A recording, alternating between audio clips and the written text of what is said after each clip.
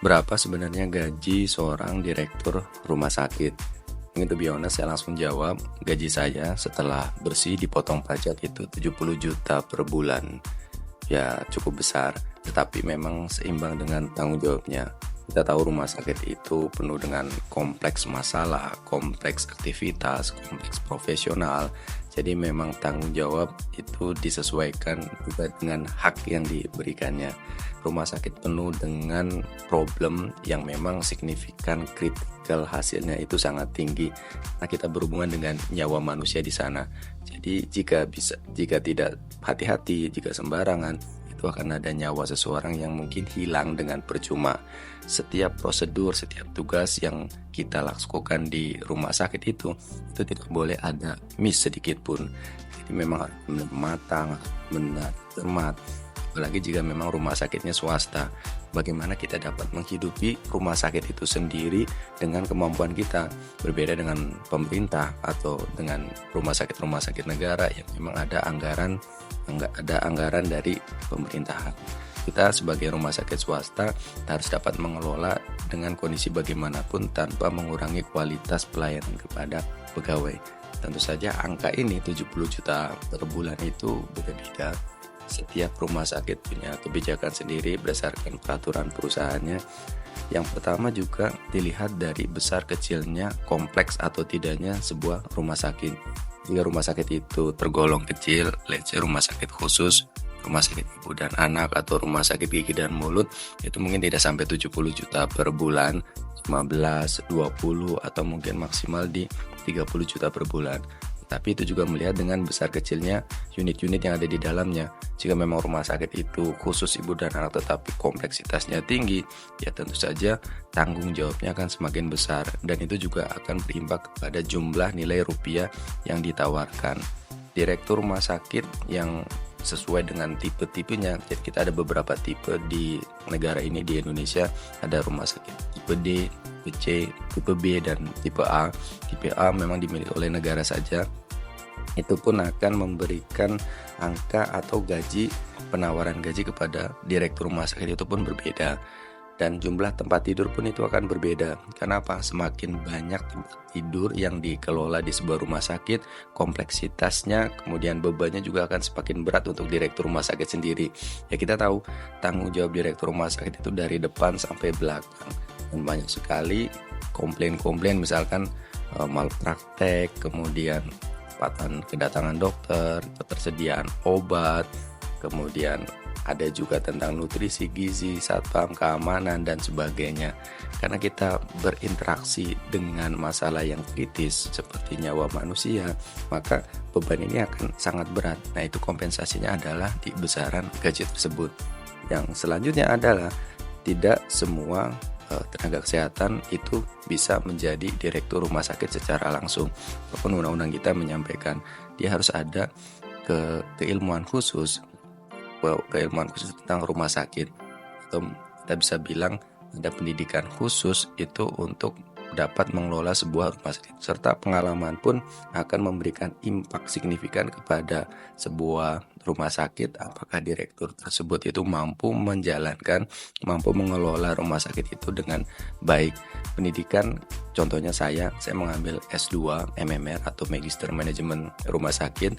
Kemudian pengalaman yang saya dapat sebelumnya memang dimulai dari klinik, kemudian dari level bawah, dari manajer medis, dari sebelum manajer medis adalah staff, kemudian naik ke wakil direktur, kemudian naik menjadi direktur. Angka 70 juta itu didapat tidak langsung di rumah sakit pertama, itu setelah saya bekerja di beberapa rumah sakit. Untuk pertama awal saya menjadi direktur rumah sakit itu di angka 17 juta rupiah. Itu sebuah rumah sakit khusus, rumah sakit ibu dan anak di Pamulang di Tangerang Selatan.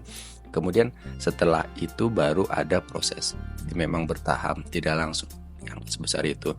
Di atas angka itu pun banyak teman kolega saya sebagai direktur rumah sakit di atas angka tersebut. Yang saya tahu itu ada di angka 150 juta per bulan. Itu pun kompleksitas rumah sakitnya itu grup. Jadi memang mengelola beberapa rumah sakit di dalam satu nama, di dalam satu grup itu sebuah entitas besar yang memang dikelola dalam satu pucuk pimpinan. Itu kita bisa bilang presiden, directornya di sana itu di angka 150 juta. Mungkin jika dipotong pajak dan sebagainya di angka kalau 100 juta itu di angka 90 jutaan, kalau 150 juta mungkin di angka 120 jutaan something. Balik lagi memang di besar atau kecil atau kompleks tidaknya sebuah rumah sakit. Yang selanjutnya adalah memang jika kita bisa mengelola rumah sakit itu dengan baik, maka kita akan ada tambahan bonus. Jadi bonus-bonus berdasarkan, kalau di rumah sakit swasta itu berdasarkan laba bersih yang dicapai atau yang dibukukan dari direktur rumah sakit itu sendiri. Jika memang bisa mencapai target, maka tentu saja akan ada tambahan insentif atau tambahan bonus berdasarkan target yang dicapai. Tapi sekali lagi memang hak atau yang didapat dari mengelola sebuah rumah sakit itu tidak serta-merta karena ini gajinya tinggi karena posisinya tinggi, karena memang image atau posisi yang terpandang, tidak seperti itu. Lebih ke arah kompensasi dari tanggung jawab yang berat. Nyawa di rumah sakit itu bisa hilang dalam hitungan detik ataupun menit jika memang prosedur itu tidak dilakukan dengan baik. Serta memang faktornya sangat banyak sekali. Selain prosedural, itu bisa individual, bisa juga karena memang kondisi, keadaan lingkungan sekitar, serta komunikasi yang biasanya saya temui itu sangat vital sekali. Direktur rumah sakit harus dapat mengendalikan itu semua bagaimanapun caranya. Karena ya pasien sudah datang, sudah mereka mengusahakan untuk datang dan mendapatkan pelayanan di rumah sakit kita. Tapi jika memang datang malah menjadi hal yang lebih buruk, bahkan hilang nyawanya, itu pun akan berimpak kepada tanggung jawab direktur rumah sakit. Karena faktornya banyak, manusianya banyak, profesinya banyak, aktivitasnya banyak, serta faktor-faktor lain yang memang bisa dikendalikan, tidak dikendalikan, itu pun menjadi salah satu bentuk kompensasi kepada direktur rumah sakit untuk mendapatkan gaji yang cukup tinggi. Selain karena pendidikannya yang lama, kemudian butuh kespesialisan, kemudian harus menggabungkan antara medis dengan non-medis, seperti halnya kedokteran, keperawatan, serta manajemen, keuangan, akuntansi, dan sebagainya. Itu pun menjadi salah satu faktor dari besaran seorang direktur rumah sakit mendapatkan gaji. Umumnya gaji seorang direktur rumah sakit ini based on negosiasi. Jadi memang ada sebuah perusahaan atau rumah sakit itu yang sudah menetapkan yang tadi saya sampaikan, umumnya di angka 30, 40 ataupun 50 di rumah sakit menengah. Untuk rumah sakit yang lebih besar mungkin di atas 70, di atas 100 juta. Kemudian rumah sakit kecil mungkin di bawah 30, 20, dan 15 dan sebagainya. Itu pun berdasarkan negosiasi. Jika memang direktur rumah sakit itu memiliki keterampilan serta kompetensi yang sangat tinggi serta jam terbang yang memang sudah sangat teruji, maka perusahaan atau rumah sakit itu biasanya akan mengikuti dari permintaan direktur rumah sakit tersebut. Tentu saja impact yang diberikan dari direktur rumah sakit yang memberikan bargaining itu pun dilihat sebagai penawaran. Jika memang ingin berubah, ingin mendapatkan perubahan signifikan berdasarkan hasil kompetensi, hasil kredibilitas dari direktur rumah sakit tersebut, maka rumah sakit ataupun perusahaan akan mengikuti penawaran atau angka yang diberikan dari direktur rumah sakit tersebut, as long as memang sudah ada kesepakatan. Jadi direktur rumah sakit pun bisa untuk menegosiasi jadi berapa jumlah ataupun angka dari apa yang akan dia dapat di rumah sakit tersebut. Yang selanjutnya memang tidak lain atau tidak bukan dari faktor kedekatan. Itu pun tetapi ini tidak bisa dibilang sebuah hal yang profesional. Jika memang dia dekat dengan pemilik, ya maka angka tersebut dapat dinegosiasikan.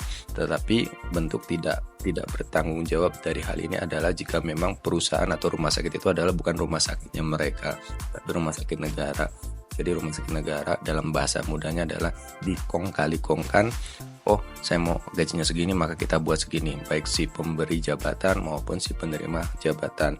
Nah, itu memang tidak baik atau tidak bagus sebuah dari nepotisme, ya kita bisa bilang mungkin kolusi atau nepotisme atau mungkin bentuk korupsi yang sangat halus, itu pun bisa membuatkan. Jadi kesimpulannya adalah direktur rumah sakit itu digaji berdasarkan kompetensinya. Dia bisa backgroundnya tenaga kesehatan, baik dokter gigi ataupun tenaga kesehatan lain dengan kemampuan khusus, dengan pendidikan khusus mengenai manajemen rumah sakit. Dan angkanya adalah mungkin untuk rumah sakit kecil, rumah sakit kecil di bawah 100 tempat tidur, mungkin 50 tempat tidur, itu di angka 15, 20 sampai 30 juta sesuai dengan kompleksitasnya. Kemudian kalau rumah sakit menengah itu di angka 30 sampai 50 juta, dan mungkin di 50 sampai 70 juta, Kemudian di rumah sakit besar mungkin di atas 70 sampai 200 ataupun mungkin ya unlimited, tergantung besar kecilnya rumah sakit, jumlah bed tempat tidurnya, kemudian dia grup atau tidak, jadi menaungi beberapa rumah sakit atau hanya satu rumah sakit. Mungkin itu yang bisa saya share. Terima kasih.